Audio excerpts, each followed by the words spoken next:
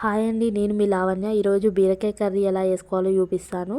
ఒక half KG బీరకాయలకు సరిపడా oil వేసుకొని, ఒక టీ స్పూన్ జీలకర్ర, ఒక 3 పచ్చిమిర్చి, ఒక పెద్ద ఆనియన్ వేసుకొని, కొంచెం గోలిన తర్వాత కొంచెం కరివేపాకు, ఒక 2 రెమ్మలంత కరివేపాకు వేసి, ఒక టేబుల్ స్పూన్ అల్లం, హాఫ్ టేబుల్ స్పూన్ పసుపు వేసుకోవాలండి. అది కూడా గోలిన తర్వాత మనం కట్ చేసుకున్న బీరకాయ వక్కలు ఉన్నాయి కదండి, అవి వేసుకోండి. అది కొంచెం సేపు కలబెట్టిన తర్వాత ఒక టీ స్పూన్ సాల్ట్ వేసుకోండి.